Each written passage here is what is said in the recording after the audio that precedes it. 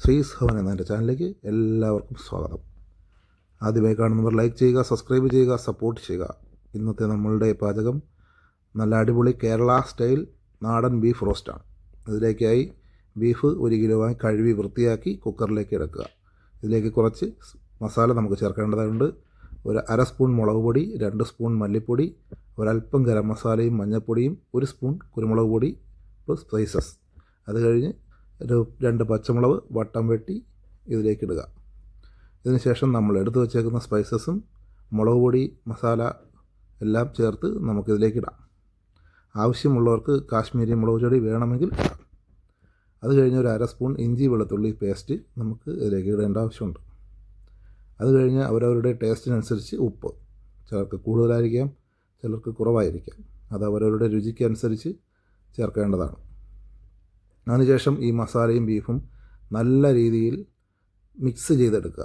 Mix ചെയ്തൊരു 10 minute wait ചെയ്യുക. അതിനുശേഷം കുക്കറിൻ്റെ അടപ്പടച്ച് ഗ്യാസിലേക്ക് വെച്ച് വലിയ ഫ്ലെയിമിൽ 1ഉം ചെറിയ ഫ്ലെയിമിൽ 3ഉം വിസിലടിച്ചെടുക്കുക.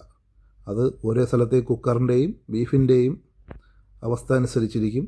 കുക്കറിൻ്റെ പ്രഷറിൻ്റെ ടൈറ്റ്നെസ് അനുസരിച്ച് അത് വേവിലും വിസിലിലും മാറ്റമുണ്ടാകും. അത് പ്രത്യേകം ശ്രദ്ധിക്കുക, മറന്നു പോകരുത്.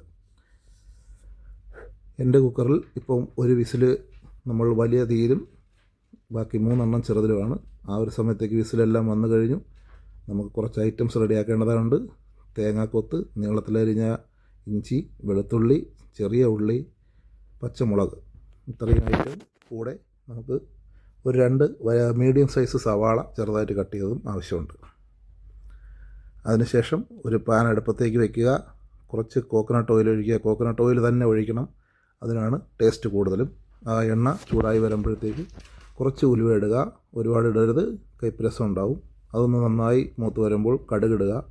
കടുക് നന്നായിട്ട് പൊട്ടി വരുന്നതിന് ശേഷം നമ്മൾ ചെറുതായി അരിഞ്ഞ് വെച്ചേക്കുന്ന കോക്കനട്ടിൻ്റെ പീസ് എണ്ണയിലേക്ക് ഇടുക.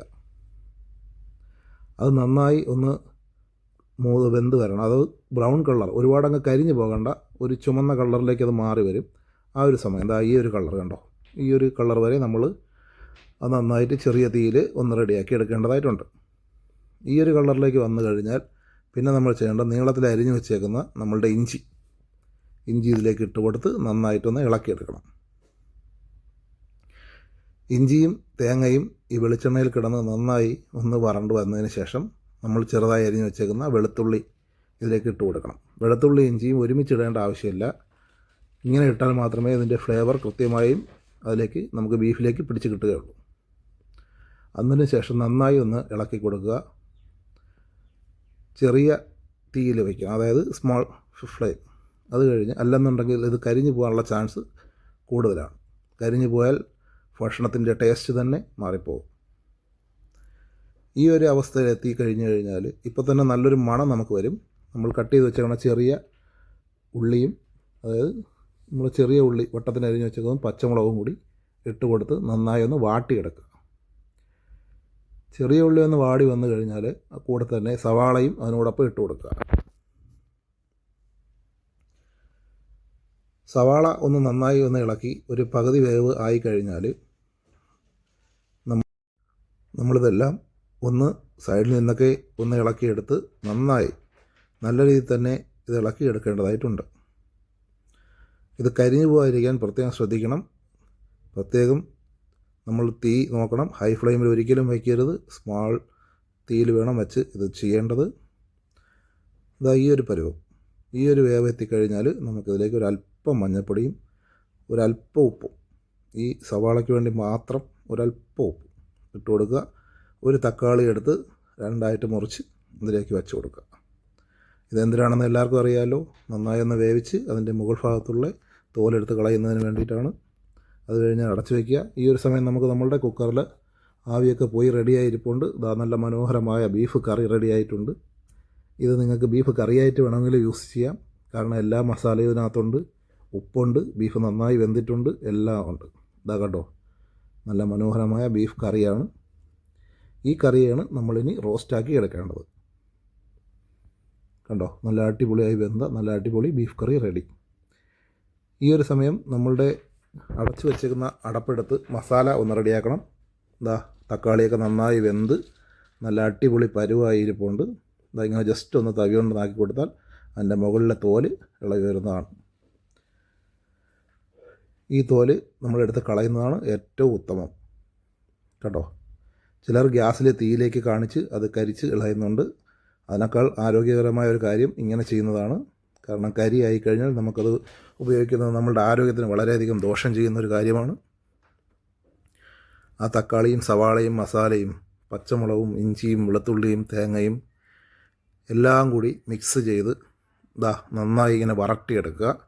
ഈ ഒരു സമയം വെള്ളം ആവശ്യമെങ്കിൽ നമ്മളുടെ ബീഫിൻ്റെ ഗ്രേവി ഇതിലേക്ക് ഒഴിച്ചു കൊടുക്കുക. അല്ല പുറത്തു നിന്നും മറ്റൊരു വെള്ളത്തിൻ്റെയും ആവശ്യം ഇവിടെ വരുന്നില്ല. ഈ ഒരു സമയം ഒരു ഗ്ലാസ് വെള്ളം നമ്മൾ തിളപ്പിച്ച് വയ്ക്കേണ്ടതായിട്ടുണ്ട്. എന്തിനാണെന്ന് ചോദിച്ചാൽ കുക്കറിലുള്ള മസാല ഇതിലേക്ക് നമുക്ക് എടുക്കേണ്ടതായിട്ടുണ്ട്. അതിന് വേണ്ടിയിട്ടാണ്.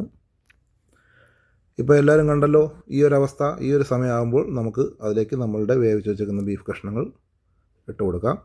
ഇത് നന്നായി ഒന്ന് ഇളക്കി കൊടുക്കേണ്ടതായിട്ടുണ്ട്. ബീഫും അതിലെ മസാലയും എല്ലാം ഇതിനകത്തേക്ക് ചേർന്നിട്ടുണ്ട്. ഇത് കണ്ടോ, നല്ലതായി ഇങ്ങനെ ഇളക്കണം. ഇനി ഈ തേങ്ങാക്കൊത്തിൻ്റെയും ഇഞ്ചിയുടെയും വെളുത്തുള്ളിയുടെയും പച്ചമുളകിൻ്റെയും ചെറിയ ഉള്ളിയുടെയും എല്ലാം മണവും രുചിയും ആ ബീഫിലേക്ക് കിട്ടുന്നതിന് വേണ്ടി ഇതൊരു 2 അല്ലെങ്കിൽ 3 മിനിറ്റ് ചെറിയ തീയിൽ അടച്ച് വെച്ചൊന്ന് വേവിച്ചെടുക്കണം. ആൾറെഡി ബീഫ് നന്നായി വെന്തതാണ്, അതുകൊണ്ട് ഒരുപാട് സമയം വെച്ച് വേവിക്കേണ്ട. അടയ്ക്കുന്നതിന് മുമ്പ് ഒരല്പം ഗരം മസാലയും 1 സ്പൂൺ കുരുമുളക് പൊടി. കാരണം ബീഫ് റോസ്റ്റ് ആയാലും ബീഫ് ഫ്രൈ ആയാലും കുരുമുളക് എന്ന് പറയുന്നത് മെയിൻ ഇൻഗ്രീഡിയൻ്റാണ്. അത് മറന്നു പോകരുത്. കറക്റ്റ് കുരുമുളകൊക്കെ ഒന്ന് ഇട്ട് ഒരടപ്പ് വെച്ച് ഒന്ന് അടച്ച് 2 അല്ലെങ്കിൽ മാക്സിമം 3 മിനിറ്റ്, അതിൽ കൂടുതൽ നമ്മൾ വേവിക്കേണ്ട ആവശ്യമില്ല. നല്ല തിള വന്നിട്ടുണ്ട്. ആ തിളയിലുണ്ട് ഇങ്ങനെ ഇരുന്ന് ആ കുരുമുളകിൻ്റെയും ആ ഗരം മസാലയുടെയൊക്കെ മണം അതിലേക്ക് നന്നായി പിടിക്കും. തേങ്ങാക്കൊത്ത്, ചെറിയ ഉള്ളി, വലിയ ഉള്ളി എല്ലാം ആ ബീഫിലേക്ക് കറക്റ്റ് പിടിച്ച് കിട്ടണമെങ്കിൽ ഇങ്ങനെ തന്നെ വേണം.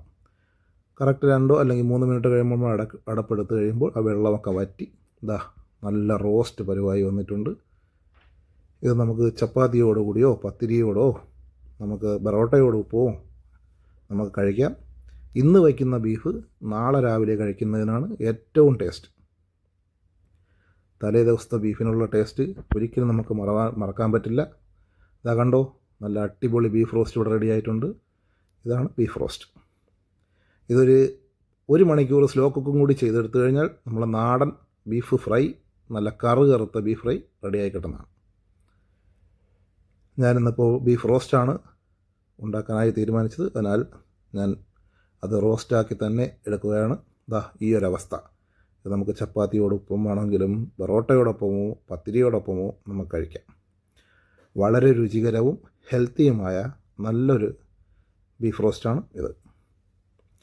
അത് നമ്മൾ വെളിച്ചെണ്ണയിൽ തന്നെ ഉണ്ടാക്കിയെടുക്കുമ്പോൾ അതിൻ്റെ രുചി ഒന്ന് വേറെ തന്നെയാണ്. അതുകൊണ്ട് കൂട്ടുകാരെ, നിങ്ങൾ വെളിച്ചെണ്ണയിൽ തന്നെ ഇത് ഉണ്ടാക്കിയെടുക്കാൻ പ്രത്യേകം ശ്രദ്ധിക്കണം. ഇത് ചോറിനോടൊപ്പമോ നെയ്ച്ചോറിനോടൊപ്പമോ കഴിക്കാം, യാതൊരു കുഴപ്പവുമില്ല. മലയാളിക്ക് ബീഫ് എന്നാൽ ജീവനാണ്. ബീഫും നല്ല അടിച്ച് മൊരിഞ്ഞ പൊറോട്ടയും. ആഹാ, എന്താ ഒരു ഭംഗി, എന്താ ഒരു ടേസ്റ്റ്. എൻ്റെ വീഡിയോ ഇത്രയും നേരം കണ്ട എല്ലാ കൂട്ടുകാർക്കും എൻ്റെ നന്ദി അറിയിച്ചുകൊള്ളു. താങ്ക്സ്.